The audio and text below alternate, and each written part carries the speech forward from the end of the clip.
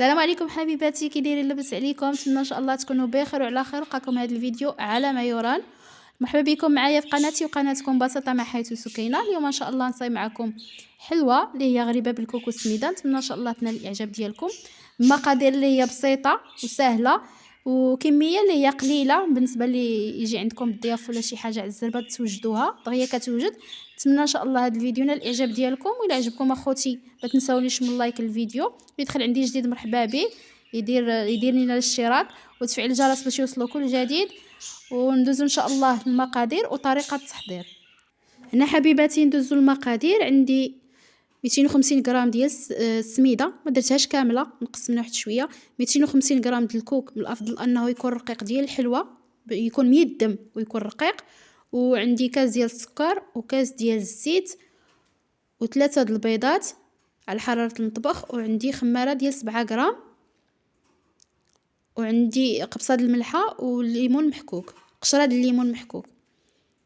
انا ناخذ البيض ديالي نهرسو، انا نهرسو انا نيشان في القصعه. نتوما من الافضل انكم تاخذوا شي زلافه بقاو تهرسوا وحده بوحده باش الا كان خاسر ولا شي حاجه.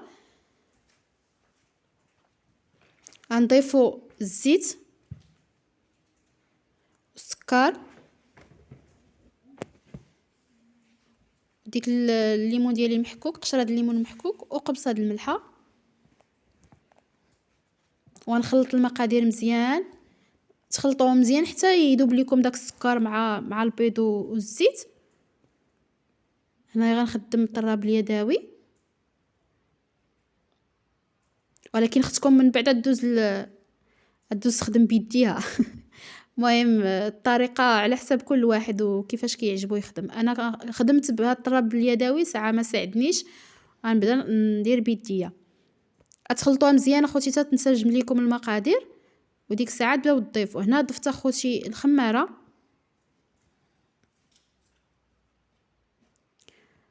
غنخلط بيديا مزيان حتى ينسجم كلشي، ونعاود نرجع معكم اخوتي.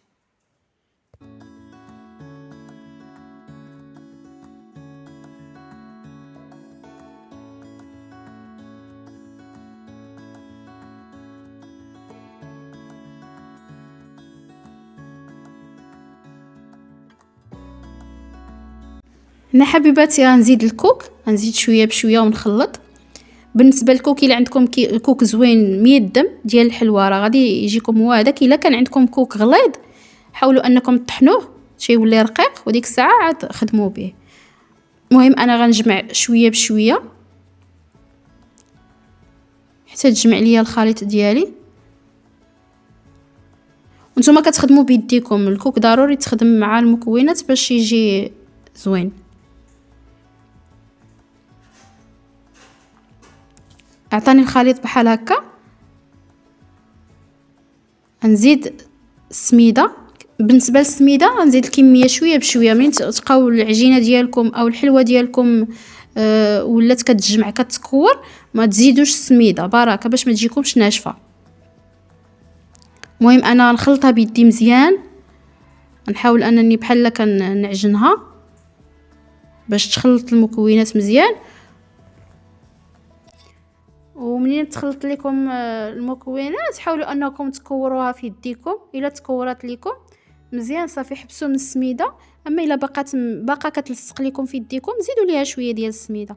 المهم الكميه ديال السميده كتلعبوا عليها على حسب العجينه اللي عندكم في يديكم. هنا خوتي من بعد ما ساليت نكورها نوري لكم كيفاش.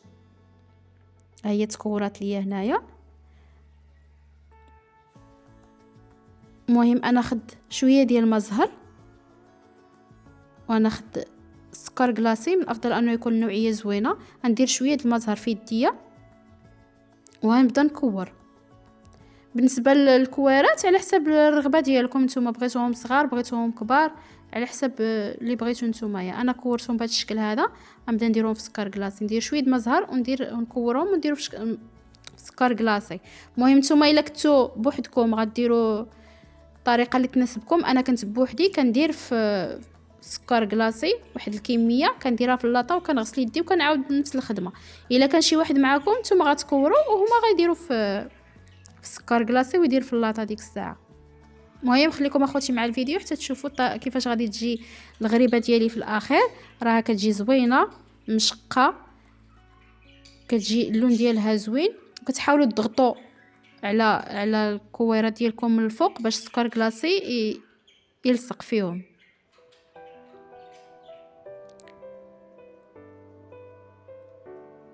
خليكم اخوتي الفيديو حتى الاخير. الا عجبكم ما تنسونيش من لايك، واللي دخل عندي جديد مرحبا بيدير لنا الاشتراك وتفعيل الجرس باش يوصلوا كل جديد، وتبارطاجيو لنا اخوتي القناه ديالنا ان شاء الله تزيد تكبر. شكرا لكم بزاف على المشاهده اللي كتشاهدوا لينا الفيديوهات ديالنا، وشكرا بزاف على لي لايك ديالكم الزوينين، وشكرا على الناس اللي كيكتبوا لنا كومونتيرات زوينين، وشكرا لاي واحد كيدعم فينا. بالنسبه للفران اخوتي راني شعلته سخن ليا، شعلته على 180. منين غيسخن مزيان ونبغي ندخل الغريبه ديالي للفران غندير لاطه ديالي لتحت وغنهبط الحراره ل 150 درجه حتى تشقق ليا وتاخذ ليا اللون اللي بغيت من الفوق.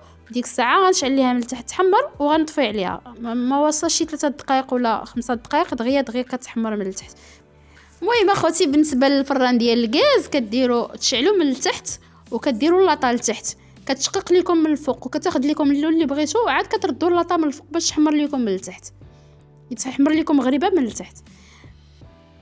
المهم اخوتي هذا هو الشكل ديال الغريبه ديالي. كتجي بهذا الشكل هذا مشققه مذهبه، كتجي تاخذ لون زويون.